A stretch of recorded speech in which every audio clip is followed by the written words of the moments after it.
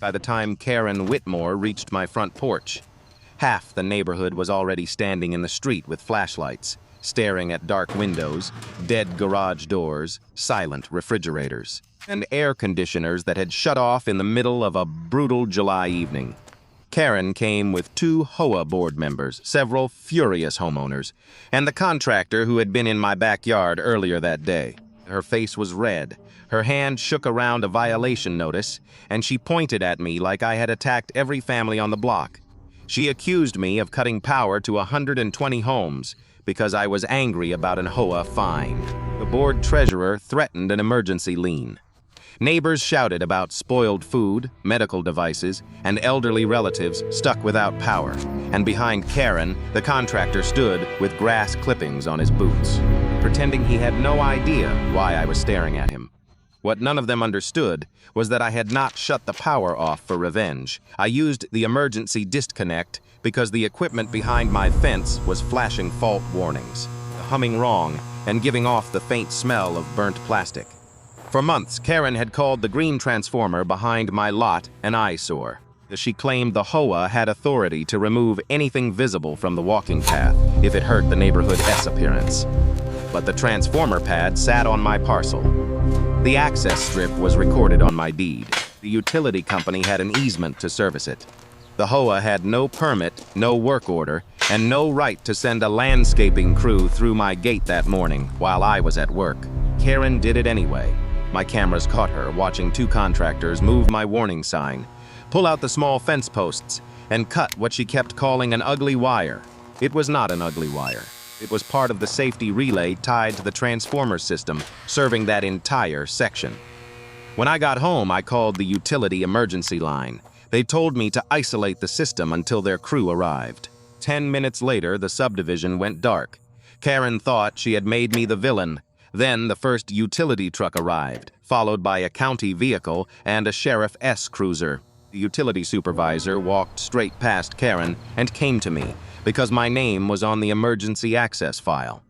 When he asked who had cut the marked utility line, nobody answered. That silence was the first crack in Karen's entire kingdom.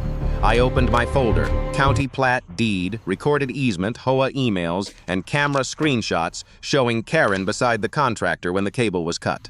I did not yell. I did not threaten her. I did not have to. By then, the sheriff was taking names. The utility company was photographing the damage, and Karen was learning that a violation notice was not stronger than a recorded easement. I bought that house 8 years before Karen Whitmore ever decided. My backyard was a community problem. Back then, the subdivision was still new enough that half the maple trees along the sidewalks were tied to wooden stakes, and every mailbox looked too clean to be real. I was 36, recently divorced, working long shifts as an industrial electrical maintenance technician, and trying to rebuild a life that did not feel temporary. I did not want a mansion. I did not want a status symbol. I wanted a quiet place where I could park my truck, drink coffee on the back porch before work, and know that when I closed the front door, the ground under my feet was mine. The house at the end of Cedar Hollow Court was not perfect. It sat farther back than the others. The backyard sloped a little toward a drainage swale, and behind the rear fence line was a green pad-mounted transformer, surrounded by gravel, conduit, and a narrow access strip.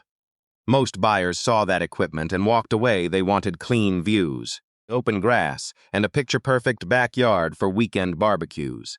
I saw something different. I saw the discount I could afford, a larger lot, and a property file that made sense if you actually read it, instead of just glancing at the listing photos. Because of my job, electrical equipment did not scare me. I had spent years working around switchgear, relays, lockout tags, breaker panels, and maintenance logs. I respected that equipment too much to treat it casually. The transformer behind the yard was not beautiful, but it was safe when left alone. It had clearance space, utility access, warning labels, and a recorded easement that gave the power company the right to enter and service it. The important part, the part most people never cared enough to understand, was that the transformer pad was not sitting on HOA common property. It was inside the boundary of my parcel, carved out by paperwork from the original developer after a utility layout change years earlier. At closing, my real estate attorney spent extra time explaining it. The utility company had access rights. I had ownership of the dirt around it. I had responsibility to keep the access strip clear. I could not block the utility company, build over the easement, or interfere with their equipment. But the HOA could not treat that corner of my property like a decorative flower bed they controlled. It was all written into the deed, the recorded plat, and the maintenance agreement that came with the house. That paperwork mattered to me because I had not bought the place with family money or a trust fund. I bought it with overtime, missed holidays, and too many nights eating gas station dinners in my truck between emergency calls. Every fence board, every strip of mulch, every repair in that house had a memory attached to it. I replaced the old deck myself one summer after work. I planted a row of wax myrtles along the back to soften the view without blocking utility clearance. I installed small solar path lights near the side gate because my mother visited often and had trouble seeing uneven ground at night. Nothing about that yard was random. It was the first place in years where I felt like I could breathe. For the first few years, the HOA barely noticed me. I paid dues on time. I kept the lawn cut. I did not park on the street overnight. I submitted forms when I repainted the shutters. I was not trying to fight anyone. I had seen enough chaos in my personal life to know peace was worth protecting. When neighbors argued about mailbox colors or basketball hoops, I stayed out of it. When the HOA sent newsletters about weeds and holiday decorations, I read them, followed what applied, and threw the rest in a drawer. Then Karen became HOA president.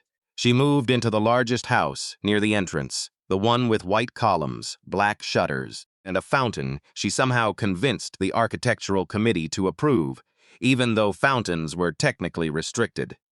Karen had the kind of voice that made ordinary requests sound like court orders. She called herself detail-oriented. Everyone else eventually learned she meant controlling. Under her, the HOA stopped acting like a neighborhood board and started acting like a private government with a clipboard. At first, her attention stayed on small things: trash cans visible from the street, faded mulch, porch lights that were too warm or too cool, garden flags she considered seasonal clutter. Then, the walking path behind my lot became part of her new beautification campaign. The path ran along the rear of several properties before curving toward the community pond. From one section of that path, if someone looked through the trees at the right angle, they could see the top of the green transformer and a short exposed utility run near my fence. Karen hated that view. She began calling it an eyesore. During HOA meetings, she said the subdivision was maturing into a premium community and that visible infrastructure damaged curb appeal. She spoke as if the transformer had appeared because I was lazy, not because the utility company had placed it there before most residents ever unpacked their first moving box. She never asked what the documents said. She never asked who owned the land. She looked at it, disliked it, and decided dislike was enough authority. The first letter was polite. In the way HOA letters are polite when they are already sharpening a knife, it requested that I screen the utility area with approved landscaping within 30 days. I replied with a copy of the easement and explained that any landscaping near the transformer had to preserve clearance required by the utility company. I even offered to meet with the board and a utility representative to discuss safe screening options. No one answered that offer. Instead, the second letter arrived with stronger language. It said the board had determined the visible cable and transformer area were inconsistent with the aesthetic standards of Cedar Hollow Estates. The letter warned that failure to correct the issue could result in fines. I remember reading it at my kitchen counter, still wearing work boots, feeling that slow pressure build behind my ribs. Not panic, not rage, something colder. The feeling that comes when you realize someone is not misunderstanding you anymore. They are choosing not to understand. I tried to handle it the right way. I sent another email.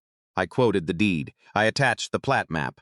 I marked the easement boundaries in red. I explained that I did not own the transformer itself, but the pad and access strip were located on my property and governed by recorded utility rights, not HOA preference. I asked them to identify the exact CCR provision, giving them authority to order changes to utility infrastructure. Karen replied with one sentence through the HOA management portal, stating that the board had broad discretion to preserve neighborhood appearance. That was when I started saving everything, not because I planned to sue, not because I wanted a war. I saved it because people who use vague power against specific rights usually do not stop at one letter. They push until someone gets tired, scared, or broke. I had seen that pattern before in workplaces, in divorces, in small disputes that became expensive, only because one person could not admit they were wrong. So I made a folder on my computer called Cedar Hollow Utility Issue. Every email went there. Every notice went there. Every envelope was scanned. Every photo of the backyard stayed dated and backed up. Around that time, I also upgraded my cameras. I did it quietly. A doorbell camera already covered the front porch, but I added one on the rear eave facing the utility gate, another near the side yard, and one small battery camera aimed at the access strip. I did not hide them. They were visible, legal, and on my property. I told myself it was just precaution, the same way you keep a fire extinguisher under the sink and hope you never use it. The strange thing was that most of my neighbors were not bad people. A few even admitted they thought Karen was going too far. But they were tired. They had jobs, kids, bills, sick parents, and mortgages.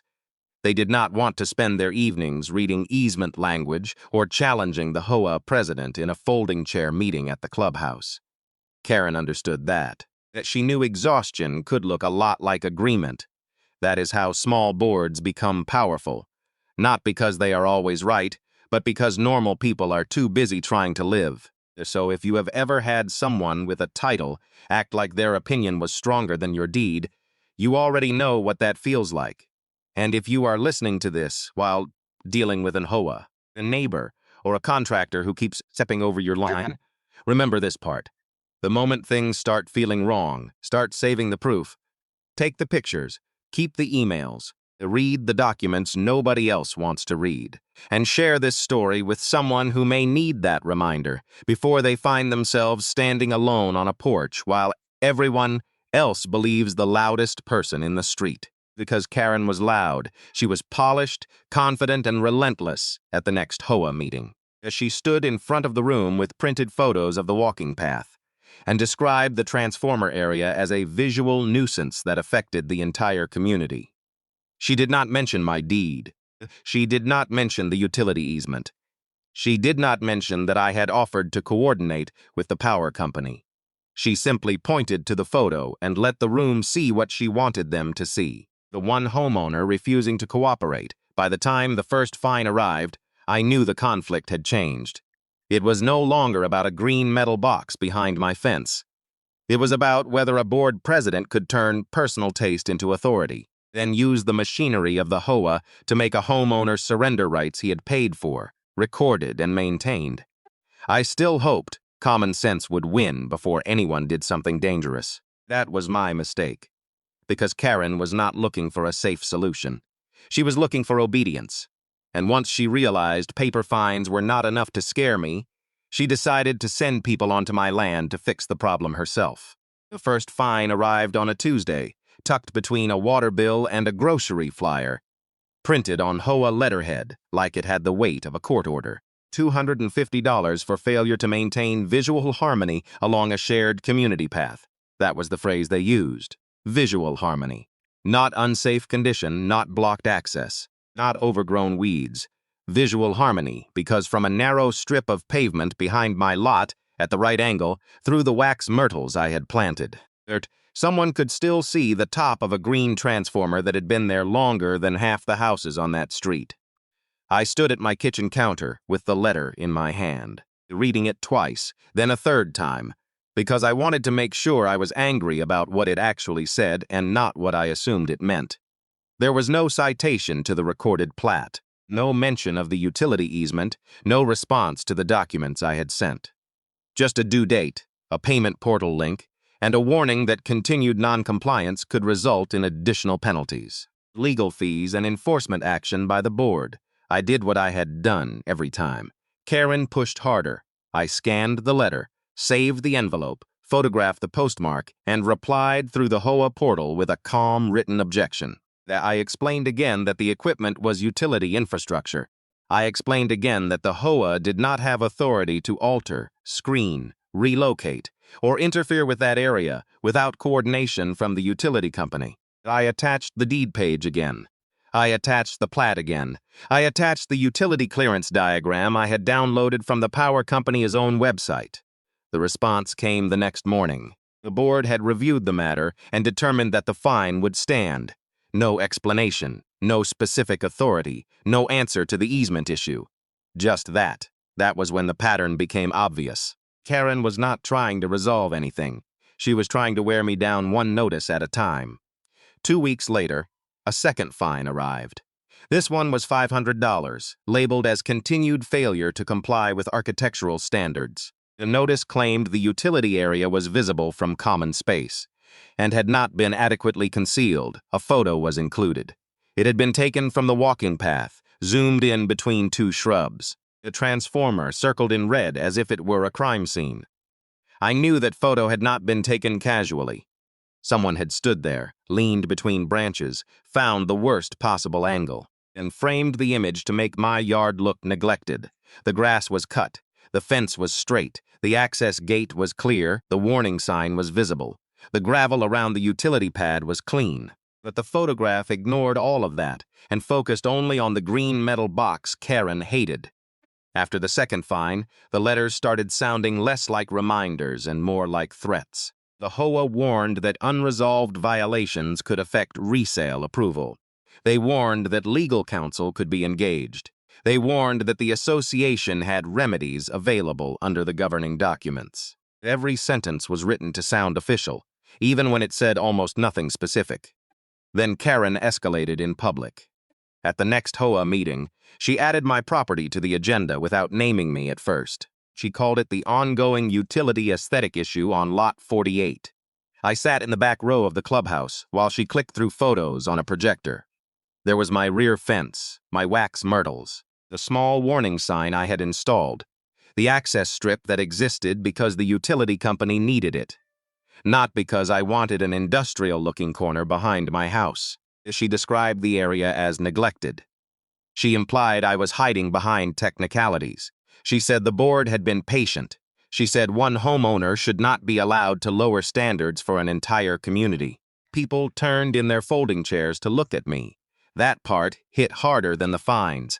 Not because I was embarrassed by the transformer, but because Karen had turned a recorded property issue into a morality play. She had made me the stubborn neighbor who refused to cooperate. The man protecting ugly equipment. The man putting his own preferences above the community. And she did it without ever showing them the deed. After the meeting, 3 neighbors approached me. One said they hoped I could just plant taller bushes and make the problem go away. Another said Karen could be difficult, but the HOA had to think about property values. The third looked uncomfortable and quietly admitted that he would not want to fight the board either. That was the real pressure, not just the fine, not just the letter. It was being surrounded by people who wanted peace. So badly they expected the quiet person to surrender instead of the loud person to stop. I still tried one more time. I sent a formal letter by certified mail to the HOA management company and copied the board. I stated that any entry onto my property without permission would be treated as trespass. That I stated that any interference with utility infrastructure could create a safety hazard. I stated that I was willing to cooperate with safe, approved screening only if the utility company confirmed it met clearance requirements in writing. I asked again for the legal basis of the fines. 3 days later, the management portal showed a new balance, $1,000. The reason listed was willful refusal to comply. The words sat on the screen like an insult. Willful refusal. As if reading my deed, protecting an easement, and refusing to let unqualified people touch electrical equipment made me unreasonable. I remember leaning back in my chair, staring at that balance, and realizing Karen had found her favorite tool. She could not prove she was right, so she would make being right expensive. But the final push came the following Monday, when a bright yellow notice appeared on my front door. It was not mailed. It was taped to the glass at eye level, where anyone walking past could see the HOA logo and the large red letters at the top. The notice said the board had scheduled corrective action for the utility aesthetic violation if I failed to complete approved screening by Friday. It listed the same vague authority as before, the mentioned cost recovery, and warned that the expense of corrective work could be charged back to my owner account. I read that notice standing in my entryway, still holding my lunch cooler from work, and felt the whole house go very still around me. Corrective action, that meant Karen was planning to send someone. I emailed immediately. I wrote that no person hired by the HOA had permission to enter my property. I wrote that the utility easement belonged to the power company, not the association. I wrote that any work near the transformer had to be approved by the utility company. I wrote that I would consider unauthorized entry a legal matter. The management company did not respond. Karen did. Her reply came from her personal email instead of the board portal, which told me she was either careless or angry enough to stop pretending. She wrote that the board had authority to enforce compliance when a homeowner refused reasonable aesthetic correction. She wrote that I had been given more than enough time. She wrote that the community would not be held hostage by one owner's stubbornness. That word would become important later. Hostage, it was the word she used before anyone lost power, before the utility trucks came, before the sheriff asked who gave the order. Karen had already decided. I was holding the neighborhood hostage simply by refusing to let her control a part of my land she did not own. The Friday morning started normally. I left before sunrise for a scheduled shutdown at a manufacturing plant 40 minutes away. Before leaving, I checked the backyard from the kitchen window. Like I had started doing out of habit, the gate was closed. The small fence around the utility area was standing. The warning sign was still fixed to the post. The transformer sat in the gray morning light, quiet and ordinary. By noon, my phone started sending camera notifications. The first alert showed motion near the rear gate. I was inside a plant where phones were not allowed on the floor, so I did not see it immediately. The second alert came 12 minutes later, then another, then another. When I finally stepped outside during a break and opened the camera app, the first image that loaded made my stomach tighten. Karen was standing in my backyard. She was wearing white pants, a sleeveless navy blouse, and oversized sunglasses, as if she had shown up to supervise a patio installation instead of trespassing near electrical equipment. Beside her were two men from a landscaping company I had seen around the neighborhood. Their truck was parked on the maintenance lane near the walking path, not in my driveway, which meant they had come in from the rear. One of them carried a shovel. The other had cutters, a cordless saw, and a roll of black landscape fabric.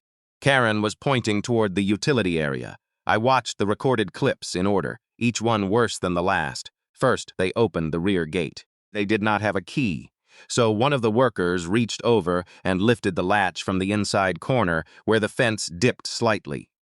Then they walked directly toward the warning sign. Karen stood close enough to read it. She even tilted her head toward it for a second. Then the worker with the shovel pulled it out of the ground and tossed it against the fence. After that, they removed the small posts I had placed to mark the clearance boundary. They did not measure anything. They did not check a work order. They did not call the utility company. They simply treated the area like a patch of ugly landscaping that needed to be cleaned up before the weekend.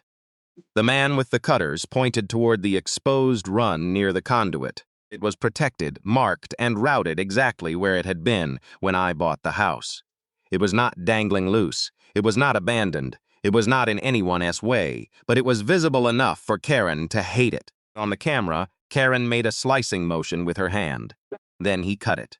The video did not show sparks or an explosion, because this was not the kind of scene movies like to invent. Real electrical problems are often quieter than people expect at first. The danger came in the system response. That cable carried monitoring and relay communication tied to the equipment serving that section. Cutting it did not throw lightning across the yard. It told the system something was wrong, then left the equipment in a state that needed immediate inspection before it could be trusted. I called my supervisor, told him I had an emergency at home, and drove back faster than I should have. During the drive, more camera alerts came in. The contractors spread mulch where the warning sign had been. They planted 3 decorative shrubs too close to the utility clearance zone. They wrapped landscape fabric near the conduit. Karen walked around with her phone, taking photos from different angles, probably preparing to show the board that she had solved the problem. By the time I turned onto Cedar Hollow Court, the landscaping truck was gone. The first thing I noticed was the smell. It was faint, but I knew it immediately. Hot insulation, warm plastic, that sharp, wrong scent that makes every technician stop moving for half a second because your body understands danger before your brain finishes naming it. I went through the side gate and stopped several feet short of the utility area. The warning sign was on the ground. My small fence posts were stacked against the rear fence. Fresh mulch covered the gravel edge. 3 new shrubs leaned in the heat, planted where nothing should have been planted. The cut cable end had been shoved partly under the mulch, like hiding it made it disappear. The auxiliary panel indicator was flashing red. The transformer was humming in a way I did not like. I did not touch the cut cable. I did not try to repair it. I did not move the mulch. I took photos from a safe distance and started recording video. Then I called the utility emergency number, printed on the service tag. The operator's tone changed the moment I described the cut line, the fault indicator, the smell, and the transformer serving multiple homes. She transferred me to an emergency dispatcher. He asked for my address, the equipment number, and whether anyone was still near the transformer. I gave him everything. When he asked if I had access to the emergency disconnect for the auxiliary system, I told him yes. He had me read the tag, confirm the location, and wait while he checked the file. Those seconds felt longer than the entire drive home. When he came back on the line, his instructions were clear. Isolate the system. Keep everyone away. Do not allow the contractor or the HOA to touch anything. The crew was being dispatched, so I used the disconnect. The heavy switch moved with a sound I felt in my arm. A moment later, the background hum changed. Then, house by house, the section started going dark. Garage doors stopped mid-cycle. Porch fans slowed. Air conditioners died. The street grew strangely quiet, then suddenly loud as people came outside and started calling to each other. I stood in my backyard with the phone still against my ear, watching lights vanish across Cedar Hollow like someone had pulled a curtain over the whole subdivision. And I knew exactly what would happen next. Karen would not admit she had sent people onto my property. She would not admit she had ignored the warning sign. She would not admit the HOA had no authority over the transformer area. She would see the dark houses, the angry neighbors, the heat, the confusion. And she would do what she always did. She would point at me. 20 minutes later, she was on my porch, with the board behind her, waving another notice in the dark. After Karen left my porch that night, the neighborhood stayed loud for another hour, but I stopped listening to the shouting. That was not because I did not care. I cared more than anyone standing in the street understood. I cared because I knew exactly how dangerous the situation could have become if the damaged system had stayed energized. I cared because 120 homes had lost power on a hot July evening, and scared people rarely waited for facts before choosing someone to blame. I cared because Karen had just turned my front porch into a public trial, and half the jury lived within walking distance. But I also knew something she did not. The loudest person in a property dispute usually sounds powerful, only until the paperwork catches up. So I did not follow her into the street. I did not argue with the board members under the flashlight beams. I did not explain the easement to every neighbor one by one while they were angry, sweating, and worried about their refrigerators. I went back inside, locked my front door, set my phone on the kitchen counter, and started building the cleanest record I could. The first thing I did was preserve the camera footage. I had learned from my work that a problem is only useful as evidence if it is documented before anyone can say it changed. So I opened the security app, downloaded every clip from that day, and saved them in 3 places: my laptop, an external hard drive, and a cloud folder. I pulled footage from the rear eave camera, the side yard camera, the driveway camera, and the doorbell camera. Each one showed a different piece of the story. Together, they made it almost impossible to twist. The rear camera showed Karen entering through my back gate with the contractors. The side camera showed the landscaping truck parked along the maintenance lane behind the walking path. The close angle showed one worker removing my warning sign and another pulling out the small boundary posts. The clearest clip showed Karen standing near the utility area, while the contractor leaned in with cutters and severed the marked line. The doorbell camera later showed Karen at my front porch, accusing me in front of neighbors while the contractor stood behind her and said nothing. I did not edit the clips. I did not cut them down into dramatic fragments. I saved the full files with timestamps, because raw footage carries more weight than a highlight reel. Then I made a simple timeline in a document. Time of first motion alert. Time Karen entered. Time warning sign was removed. Time cable was cut. Time I left work. Time I arrived home. Time I called the utility emergency line. Time I used the disconnect. Time the first utility truck arrived. Time the sheriff's cruiser pulled onto the street. When you are angry, it is tempting to write what you feel. I wrote only what I could prove. After the videos, I photographed the yard exactly as it was. I waited until the utility crew told me where I could safely stand, then took pictures from every angle. The missing sign, the disturbed gravel, the fresh mulch covering the edge of the access area, the shrubs planted too close to the equipment, the cut cable end, the removed fence posts, the footprints in the soft soil near the conduit, even the place where the latch on the rear gate had been lifted from the outside. None of it looked dramatic by itself, but together it showed unauthorized work by people who had no business being there. The utility supervisor gave me a temporary incident number before he left. I wrote it down in the same file. He also told me the company would generate a formal outage and damage report after the equipment was inspected. That mattered. A homeowner saying something was dangerous could be dismissed as emotional. The utility company documenting unauthorized damage to equipment serving 120 homes could not be brushed aside so easily. By midnight, the power was partially restored. Some homes came back before others as the crew isolated the damaged portion, checked loads, and confirmed the transformer system could operate safely. People drifted back indoors. The porch lights blinked on. Air conditioners coughed back to life. Cedar Hollow looked normal again from the street, but nothing about it felt normal to me. I stayed at the kitchen table until almost 2 in the morning. That was when I opened the HOA folder I had been building for months. Every letter Karen sent went into chronological order. The first polite request to screen the utility area. The second warning about aesthetic standards. The $250 fine, the $500 fine, the $1,000 fine for willful refusal. The yellow corrective action notice taped to my front door. The management portal screenshots. Karen's personal email accusing me of holding the community hostage with my stubbornness. My certified letter warning the HOA not to enter my property. My emails asking for the exact CCR provision they believed gave them authority over utility infrastructure. The pattern looked even worse when seen all at once.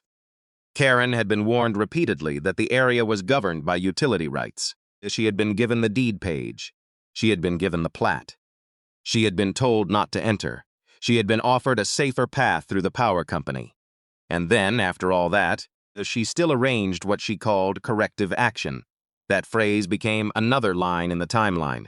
Corrective action scheduled by HOA before unauthorized entry. The next morning, I started making calls.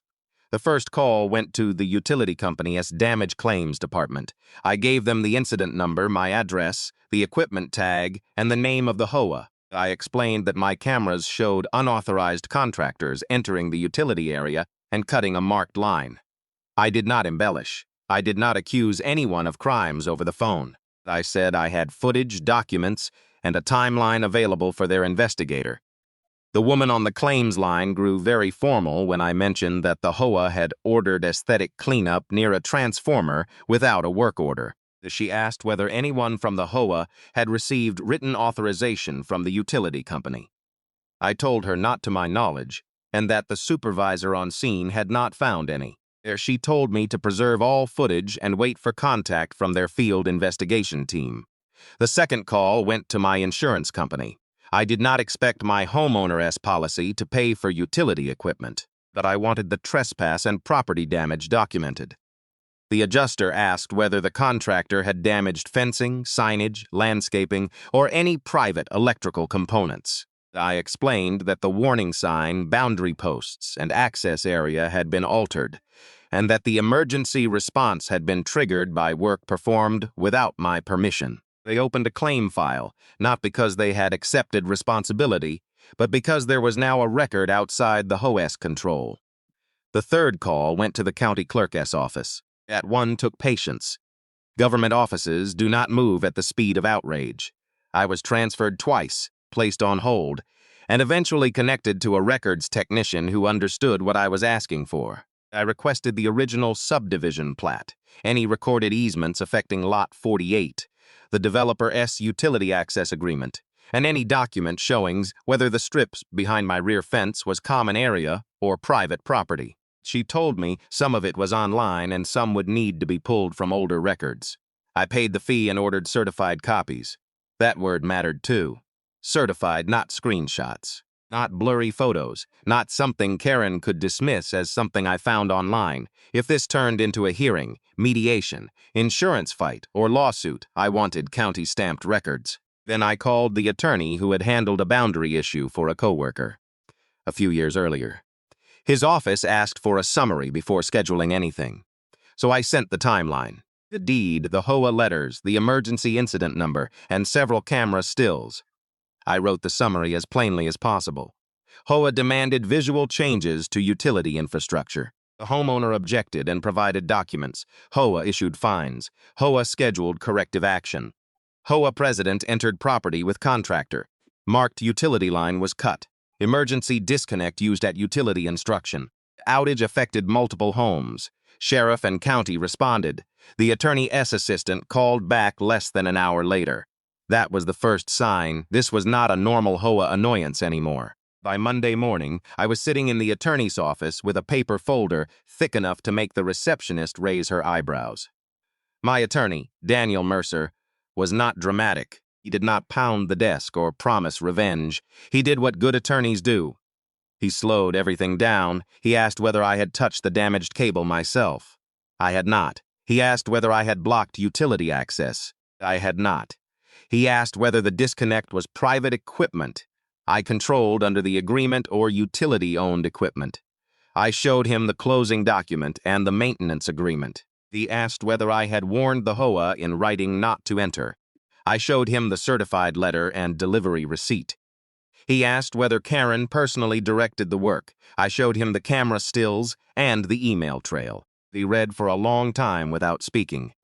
Then he began separating the issue into categories: trespass, property damage, unauthorized work near regulated utility infrastructure, improper HOA enforcement, potential negligence, possible breach of fiduciary duty by the board, insurance coverage questions, contractor licensing questions, and most important, the need to stop the HOA from touching anything else before the investigation finished. That same day, his office sent a preservation letter to the HOA, the management company, Karen individually in her capacity as board president, and the landscaping contractor. The letter required them to preserve all emails, text messages, meeting notes, invoices, work orders, photos, vendor communications, and internal discussions related to my property, the utility area, the fines, and the corrective action. It also warned them not to alter the scene, remove documents, or contact witnesses in a way that could be seen as intimidation. He also sent a demand that the HOA immediately suspend all fines related to the transformer area and provide the legal authority they relied upon when ordering work on my property. Karen did not respond to me after that. That was how I knew she had finally understood the shape of the problem. When she thought it was one homeowner against the HOA, she filled the silence with threats. When an attorney asked for records, she suddenly became quiet. But the investigation did not stop there. On Tuesday, the utility company sent a field investigator and a senior technician to inspect the transformer area in daylight. I met them at the side gate with my documents in hand. I did not lead them to conclusions. I let them look. They photographed the cut line, the fresh plantings, the moved gravel, and the removed warning markers. They checked the equipment number against their records. They confirmed that the utility company had not issued any work order for landscaping or cable removal at that location. One of them pointed to the shrubs Karen S., contractor, had planted and explained that even if the cable had not been cut, the plantings themselves violated clearance requirements. Roots, mulch, irrigation, and restricted access could all create problems over time. The area was never supposed to be treated like decorative common landscaping. That statement went into their report. The county records arrived 2 days later. I opened the envelope at my kitchen table with the same strange calm I had felt when I first started saving the HOA letters. The plat was large, folded and stamped. Lot 48 was clearly marked. The transformer pad and access strip were inside my parcel boundary.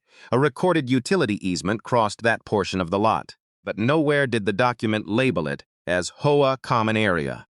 Another page from the original developer file showed that the HOA's common maintenance responsibility stopped at the walking path, not beyond my rear property line. I stared at that page for a long time, not because it surprised me. I had known the general truth since closing. But there is a difference between knowing your rights and holding the official record that proves exactly where someone else's authority ends. I scanned every page, sent copies to my attorney, and printed a second set for my physical binder. Then I made a map overlay using the plat and photos, showing where Karen entered, where the sign had stood, where the cable was cut, the shrubs were planted, and where the HOA common path actually ended. It looked devastating. Meanwhile, the neighborhood rumor mill was working overtime. Some people believed I had pulled the switch out of spite. Others heard the utility company had found illegal work. A few neighbors texted me quietly, asking whether Karen had really sent contractors into my yard. I did not blast the video online. I did not post in the community Facebook group. I did not want a mob, even one that favored me. I wanted a record, so I responded carefully. I told people that the outage was under investigation by the utility company and county, and that the evidence would be handled through proper channels. It was not satisfying in the moment, but it kept me from becoming what Karen wanted me to look like: angry, reckless, emotional, and easy to blame.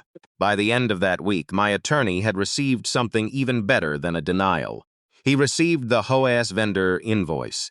The management company sent it by mistake as part of a routine document request, probably not realizing how bad it looked. The invoice described the work as clearing unsightly cable exposure, removing homeowner-installed barriers, and installing approved shrub screening behind Lot 48. It listed the HOA as the client. It listed Karen Whitmore as the approving board representative.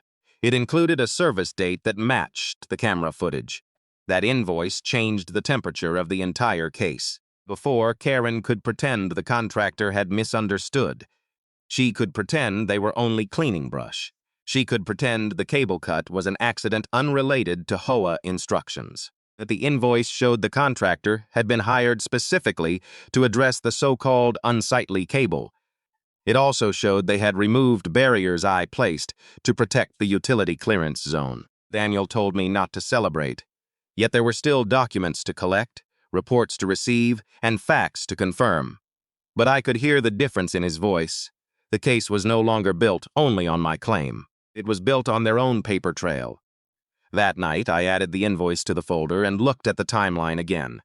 The story was clear now. Karen had invented authority. The HOA had turned that invention into fines. The board had ignored written warnings. A contractor had entered my land. A marked utility line had been cut. The power outage had followed. Then Karen had publicly accused me of causing the emergency she had created. Still, one piece was missing. We needed the governing documents to say, in plain language, that the HOA's power stopped before it reached utility infrastructure. We needed the part Karen had either never read or hoped nobody else would find. Daniel found it the next morning buried deep in the CCCRS, under a section nobody ever discussed at meetings. And when he sent me the screenshot, I knew Karen's entire argument had just collapsed. The screenshot Daniel sent me. The next morning was not flashy. It was not highlighted in red. It did not have dramatic language.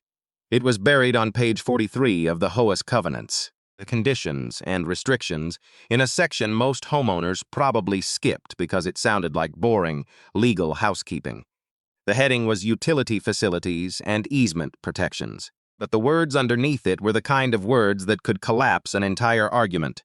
The association shall have no authority to alter, relocate, obstruct, screen, conceal, landscape, remove, modify, or otherwise interfere with utility infrastructure, recorded easements, emergency access areas, transformer pads, service equipment, drainage controls, or facilities governed by public utility regulation, except with prior written authorization from the affected utility provider and the record owner of the burdened lot. I read that paragraph 3 times. Then I read it out loud in my empty kitchen. For months, Karen had acted like the HOA's aesthetic rules were a master key that opened every gate, crossed every property line, and overpowered every recorded document. She had fined me as if appearance was a magic word. She had stood in front of residents and described the transformer area like it was a messy flower bed I refused to clean. She had sent a contractor into my yard under the label of corrective action, and all along the governing documents she claimed to enforce said the exact opposite of what she was doing. Daniel called a few minutes later. He did not sound excited. Good attorneys rarely do when they have found something important. They get quieter, more precise. He told me the clause was unusually clear. The HOA could regulate paint colors, fencing styles, trash can placement, decorative structures, and ordinary landscaping visible from common areas. But utility infrastructure was carved out. Transformer pads were specifically named, easements were specifically named, emergency access areas were specifically named. Landscaping and screening were specifically restricted without written authorization from the utility provider and the record owner. Karen had neither. She did not have written authorization from the utility company. She did not have written authorization from me. She did not have a permit. She did not have a work order. She did not even have a defensible interpretation of the HOA rules. She had a preference, a title, and enough confidence to mistake both for legal authority. But Daniel said the CCR clause was only the first layer. The second layer was even worse for the HOA. The certified county records confirmed that the rear walking path belonged to the HOA common area, but only up to the surveyed boundary line. The transformer pad and the access strip sat inside Lot 48. That meant when Karen entered through the rear gate, she did not step onto a shared service area. She stepped onto my property. When the contractors pulled out my warning posts, they were not removing unauthorized common area clutter. They were removing markers I had placed on my own land to protect utility clearance. When they planted shrubs, they were not beautifying a community path. They were installing landscaping inside a restricted utility zone without permission from either legal party that mattered me and the power company. Then came the third layer. The original developer documents explained why the equipment was there in the first place. Cedar Hollow had been built in phases, and the transformer behind my lot served as the primary feed point for our section of the subdivision. During construction, the developer had placed that utility equipment on what later became my parcel, then recorded a permanent easement so the power company could access and maintain it. There was also a customer-side auxiliary, disconnect, and monitoring cabinet tied to the subdivision feed, originally installed under a private maintenance agreement before the HOA took over common operations. That was the part nobody in the boardroom had understood. I did not own the electricity running to my neighbors' houses. I did not own the utility company's regulated grid, but the land. The access area, the auxiliary cabinet, and the emergency disconnect authority were tied to my parcel through recorded documents. In plain language, the main transformer setup for that entire section existed on my land, under rules Karen had never bothered to read. To Karen, it had been an ugly green box. To the county, the utility company, and my attorney, it was a documented infrastructure site protected by easement law, property records, and safety regulation. That difference was everything. Daniel asked me to come into his office again that afternoon. When I arrived, he had 3 stacks of paper on the conference table. The one stack was mine: deed, plat, easement, maintenance agreement, photos and camera stills. The second stack was the HOA's: fines, notices, portal messages, Karen's emails, the corrective action notice, the vendor invoice, and the CCR section. The third stack was still thin but growing. Utility incident number, preliminary field notes, insurance claim confirmation, and the county records request. He laid the CCR page on top and tapped the paragraph with his pen. "This is the turn," he said. I did not ask what he meant. I could feel it. Until that moment, Karen's argument depended on making the dispute seem complicated. She needed residents to believe it was about visual standards, community values, homeowner cooperation, and whether I was being difficult. She needed the board to believe they were enforcing a rule, not crossing a legal boundary. She needed the contractor to believe he was doing landscaping, not interfering with infrastructure. But the paragraph on page 43 made the issue simple. The HOA was expressly forbidden from doing what it had done. The records showed the land was mine. The video showed Karen directing the work. The invoice showed the HOA paid for the work. The utility report would show the work caused the emergency. And my prior letters showed they had been warned before they acted. That was the part that made Daniel pause longer than anything else. He said mistakes happen. Contractors misunderstand boundaries. HOA boards sometimes overreach because volunteers do not know the law, but when someone is given written notice, receives documents, ignores them, escalates fines, threatens corrective action, and then sends people onto the property anyway, it becomes harder to call it a simple mistake. It starts looking willful. That word mattered because insurance companies hate willful. The HOA's master policy might cover certain negligent acts by the association. It might cover accidental property damage by a vendor. It might even provide defense costs for some board decisions. But if the carrier concluded Karen knowingly authorized work in an area where the HOA had no right to act after being warned in writing, the coverage could become limited, disputed, or denied. That meant the board could be facing not just angry homeowners, but a fight with its own insurance company about whether Karen's actions were outside protected authority. Daniel prepared a demand package that afternoon. It was not emotional. It did not call Karen evil. It did not accuse the board of everything under the sun. It simply arranged the facts in a way that made denial difficult. First, it identified Lot 48 as my property and attached the certified plat.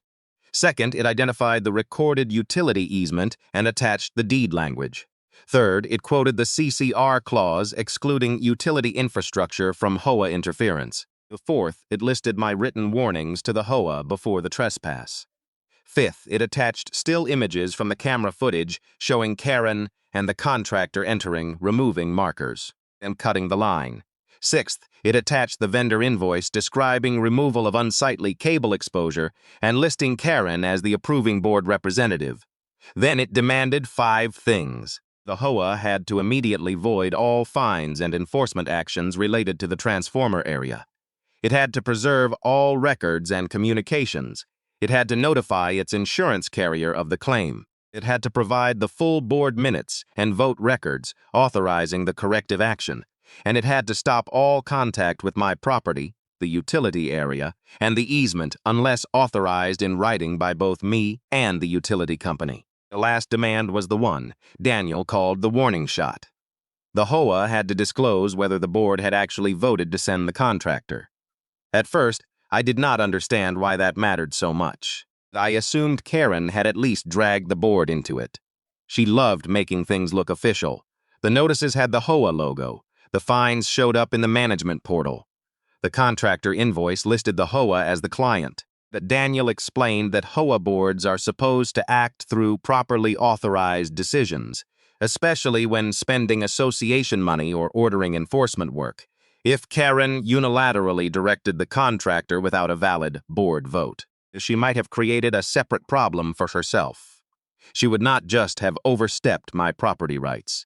She might have overstepped her own authority inside the HOA. The management company, response, came 2 days later, and it was careful in a way Karen never was. They acknowledged receipt of the preservation letter. They stated that the HOA disputed my characterization of events. They said the board had acted in good faith to enforce community standards. They said all fines would remain pending while council reviewed the matter. And they claimed the landscaping vendor had been instructed only to perform visual screening, not to interfere with utility equipment. Daniel smiled when he read that line, not because it was funny, but because it contradicted their own invoice. Visual screening still required entering my property. Visual screening still required landscaping in an easement. Visual screening still required written authorization under the CCRS, and the invoice did not say only visual screening. It said remove unsightly cable exposure the same day. The utility company's preliminary report arrived. I expected technical language. I got something much stronger. The report stated that utility personnel found evidence of unauthorized third-party cutting of a marked auxiliary line associated with the transformer installation serving the Cedar Hollow East section. It stated that no utility work order had been issued. It stated that the area showed signs of recent non-utility landscaping activity inside required clearance space. It stated that the homeowner contacted the emergency line, followed dispatcher instructions, and isolated the affected system pending utility inspection. It stated that emergency response was necessary to verify safe operation before full restoration. That report removed Karen's favorite accusation. I had not recklessly shut down power. I had followed emergency instructions for the first time since the outage. I let myself breathe, because there had been one fear sitting in the back of my mind through all of it. Even when I knew I had acted safely, even when I knew Karen caused the problem, I worried the story would become too loud for the facts. A neighborhood blackout is emotional. People remember heat, darkness, spoiled food, scared kids, dead medical devices, and confusion. They do not naturally care about easement language when their refrigerator is dripping on the floor. But the utility report made the truth plain enough for anyone to understand. Unauthorized people cut a marked line. The homeowner reported it. The homeowner followed instructions. The emergency response happened because of the cut, not because of revenge. Karen had built her entire public accusation on a lie. Then Daniel found the final piece. It came from a neighbor named Lewis, who lived 2 houses down from the walking path. He had been quiet through most of the drama, but he emailed me after hearing that the utility company was investigating. His backyard camera faced the maintenance lane. He said he was not trying to get involved, but he had footage of Karen and the landscaping crew before they entered my gate. The clip showed Karen standing beside the contractor S truck, talking to the 2 workers. The audio was faint but clear enough. She told them the homeowner had been refusing for months, that the board wanted the cable gone before the weekend, and that they should not worry about the sign because it was just something I had put up to scare people away. Then one of the workers asked, "Are we allowed back there?" Karen answered, "It's an HOA compliance issue. Just do what we're repaying you to do."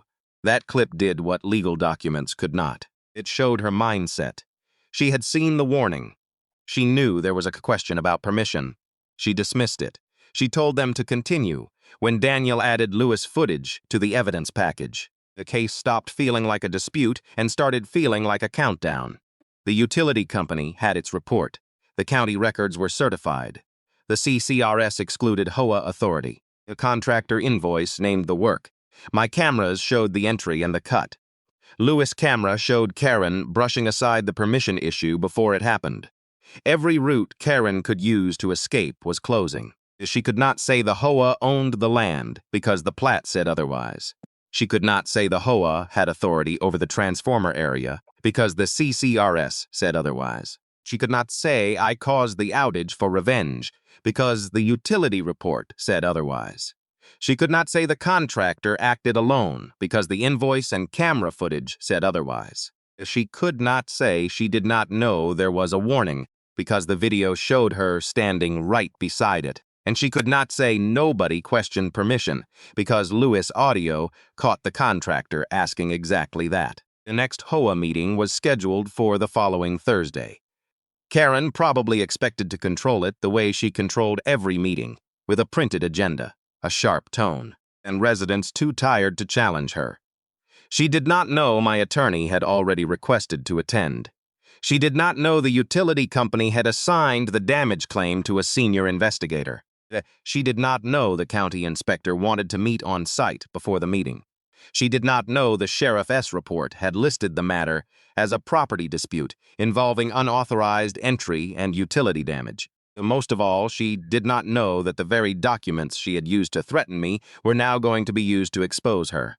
That was the real legal turn. I did not need to prove Karen was rude. Everyone already knew that. I did not need to prove. She disliked the transformer. She had said it in meetings. I did not even need to convince people. I was a good neighbor. All I had to prove was where the line was, who crossed it, what they cut, and what the rules actually said.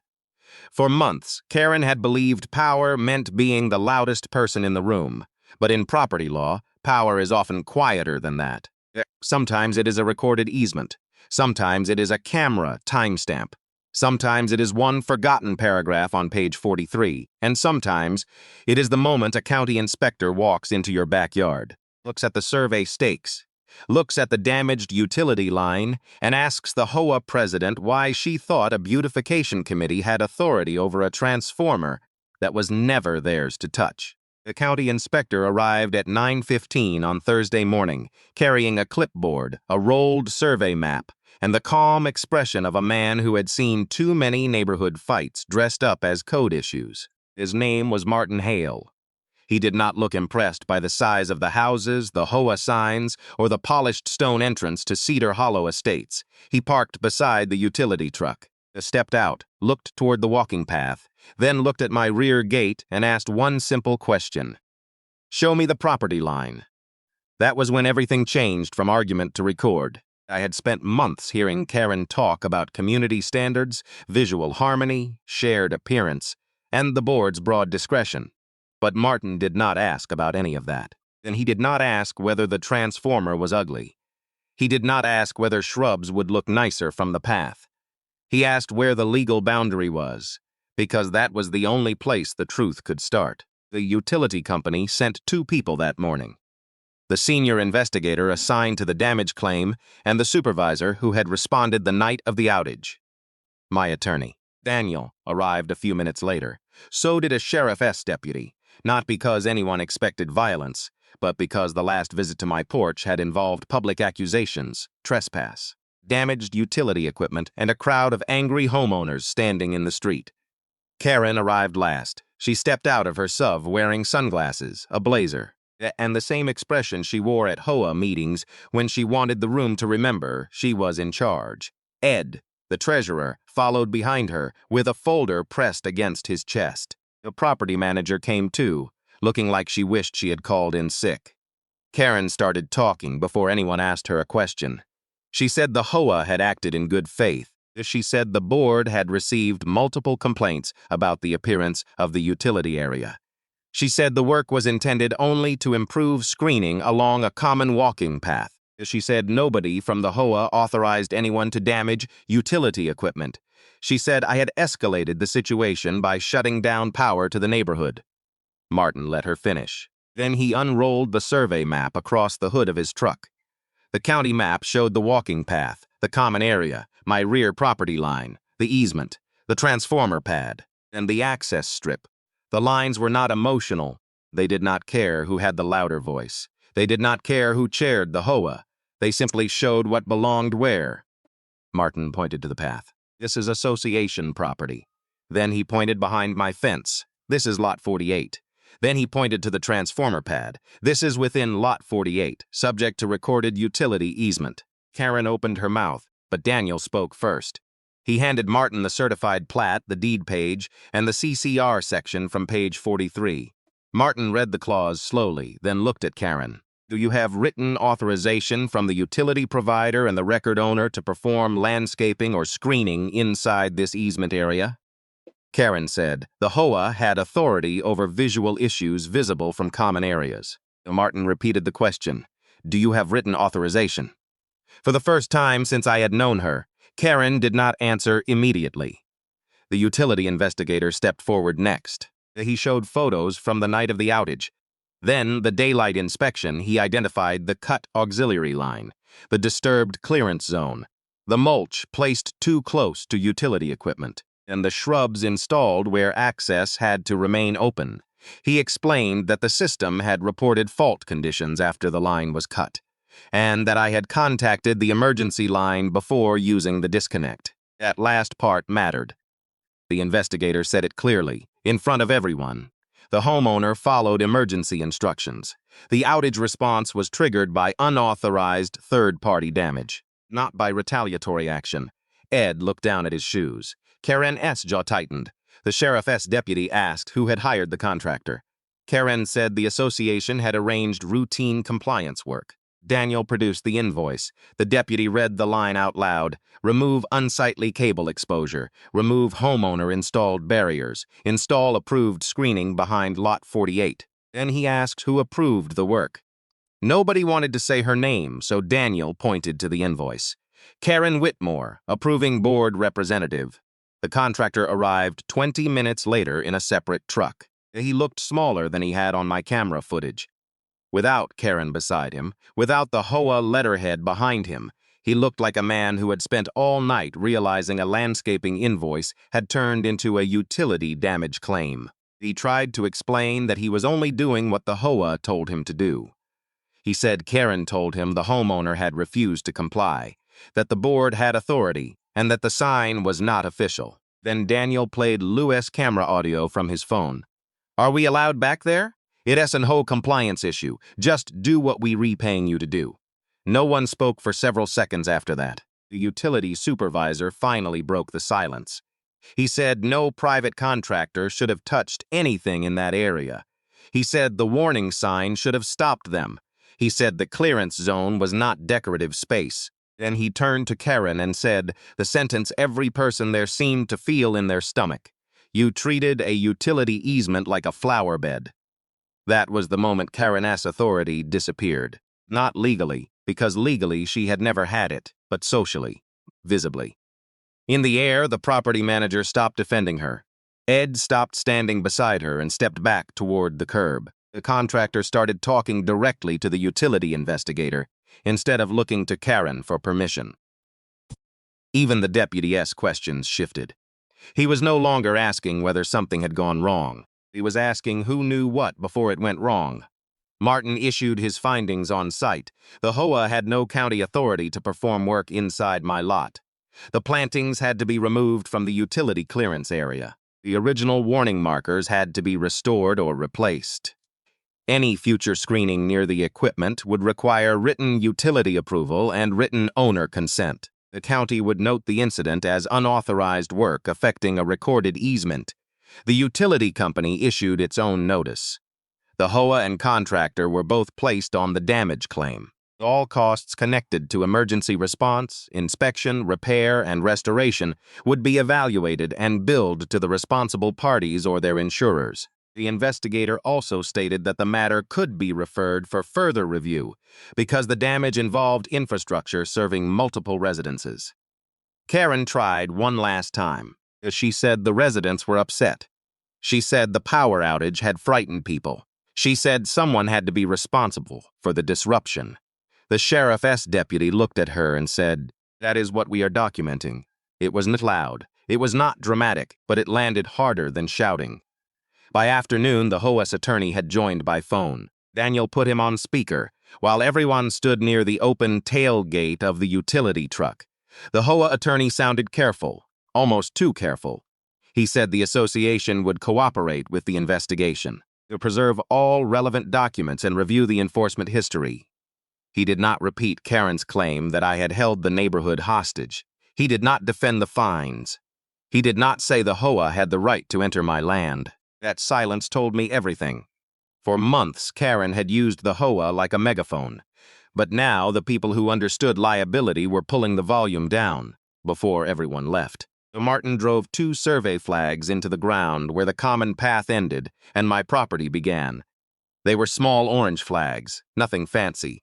But to me they looked like a wall Karen could no longer pretend not to see. A few neighbors had gathered along the path by then. Watching from a distance, they saw the inspector. They saw the sheriff. They saw the utility company taking photos. They saw Karen standing alone beside her SUV.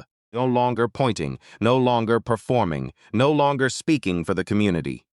One of the neighbors who had yelled at me the night of the outage walked over quietly and asked if it was true that the HOA had cut the line first. I looked at the survey flags, then at the utility truck, then at Karen. All I can say I told him. is the reports will show what happened. That was enough, because by then, this was not a rumor anymore. It was not my word against Karen S. It was not a debate about curb appeal or stubbornness, or whether a green transformer looked nice from a walking path. It was a county record. It was a utility damage report. It was a Sheriff S. incident file. And once a story becomes paperwork, people like Karen lose the one thing they depend on most, the ability to change it depending on who is listening. The first consequence came quietly, which somehow made it feel even heavier. 3 days after the county inspection, the HOA management portal changed. The fines that had been sitting on my account for months disappeared one by one.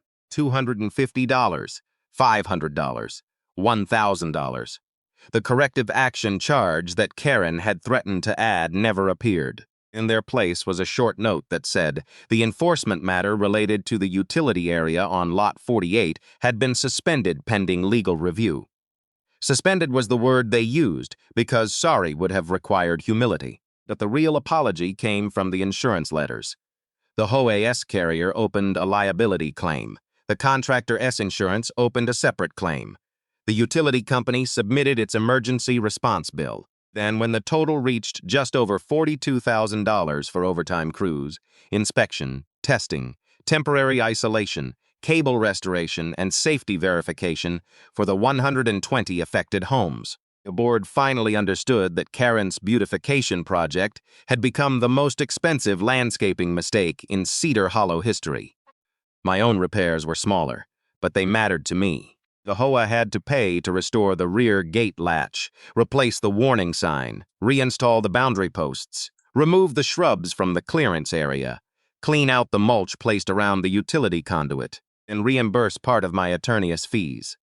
Daniel also negotiated a written agreement stating that the HOA would not enter, alter, landscape, screen, or direct any work within the recorded utility easement on my lot without written approval from both me and the utility company. That document meant more to me than the money. Money fixes damage. Paper prevents the next person from pretending the damage was allowed. The contractor did not walk away clean either. The utility company filed a formal complaint with the county contractor licensing office, and the state board opened a review after receiving the camera footage, the invoice, and the audio from Lewis' backyard camera. I never needed to know every detail of what happened to him, but I did receive confirmation that his company was barred from performing any work inside Cedar Hollow until the investigation was complete. Later, a neighbor told me his business had lost 2 HOA contracts in nearby subdivisions because no board wanted to be associated with unauthorized utility damage. But Karen S. fall was the part everyone watched. At the next HOA meeting, the clubhouse was packed. People who had ignored years of board notices suddenly cared very much about how enforcement decisions were made. Their residents wanted to know why the board had spent association money on work outside HOA authority. They wanted to know why nobody verified the property line. They wanted to know why the president had accused me of holding the neighborhood hostage, when the utility report said I followed emergency instructions. They wanted to know whether their dues were going to pay for Karen's mistake.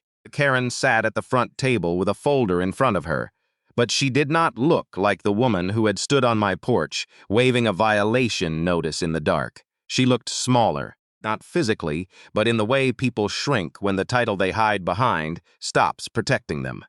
Ed tried to explain that the board had relied on good faith interpretation of community standards. That answer lasted about 10 seconds before a retired accountant from Maple Bend Lane stood up and asked why good faith cost $42,000. Someone else asked why Karen had used her personal email to threaten me. Another resident asked whether the board had actually voted to authorize the contractor or whether Karen had acted alone. That question changed the room. The minutes showed no formal vote approving entry onto my property. There had been a discussion about the utility aesthetic issue. There had been agreement that the area should be corrected, but there was no recorded motion authorizing trespass. No legal opinion, no utility approval, and no board vote giving Karen authority to send contractors through my gate. By the end of the meeting, Karen was no longer defending community standards. She was defending herself. A recall petition started that night. Within 2 weeks, enough homeowners signed it to force a special vote. Karen resigned before the vote happened, claiming she did not want the association distracted by negativity. Nobody believed that, but most people were too relieved to argue. Ed stepped down as treasurer soon after. The management company was put on a 90-day review, and the new board hired independent counsel to rewrite the enforcement process. The first new rule they passed was simple.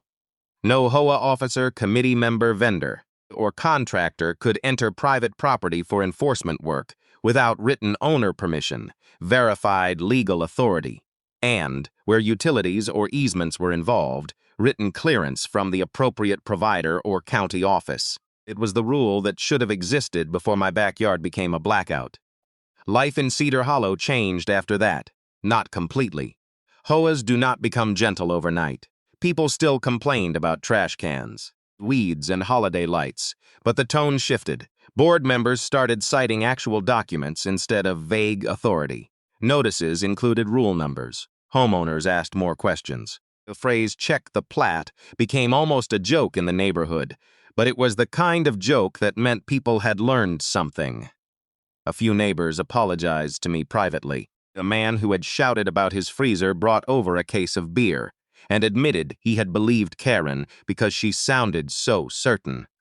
The woman whose mother used the stair lift sent a card saying she was sorry for yelling before knowing the facts. Lewis, the neighbor whose camera caught Karen dismissing the permission question, became the only person in the subdivision I trusted with a spare gate key. As for me, I put the new warning sign back in the ground myself. It was not fancy, just a metal sign on a post near the access strip, clear enough for anyone walking by to read. Utility access, authorized personnel only, recorded easement area. I stood there for a minute after tightening the last screw, looking at the transformer Karen had called ugly for months.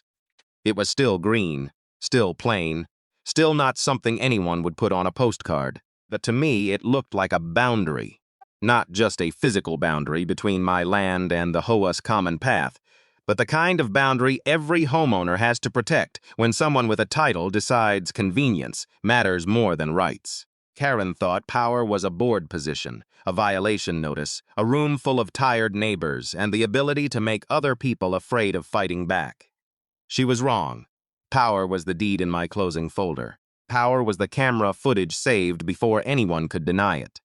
Power was the county plat, the utility report, the certified letters, and the calm decision not to become reckless just because someone else had been arrogant. Then I never wanted the neighborhood to lose electricity. I never wanted an insurance claim, a county inspection, or a packed HOA meeting where everyone had to relive the mistake. I wanted what I had wanted from the beginning, to live quietly on the land I paid for, and keep dangerous people away from equipment they did not understand. So when people ask whether I regret using the emergency disconnect that night, my answer is no. I regret that Karen made it necessary. I regret that 120 families had to sit in the dark because an HOA president thought aesthetics gave her the right to ignore easements, the warning signs, and property lines. But I do not regret protecting my home. And if this story taught me anything, it is that you do not beat people like Karen by screaming louder on the porch. You beat them by staying calm long enough for the evidence to speak. You read the documents, you save the emails, you keep the footage, you call the right people. You let the law draw the line that arrogance tried to erase. If you have ever dealt with an HOA, a neighbor, or a contractor who thought your property rights were optional, share your thoughts in the comments. Someone else may need to hear this before they ignore a warning sign. Trust a board title, or forget that the quietest homeowner on the street might be the one holding the strongest paperwork.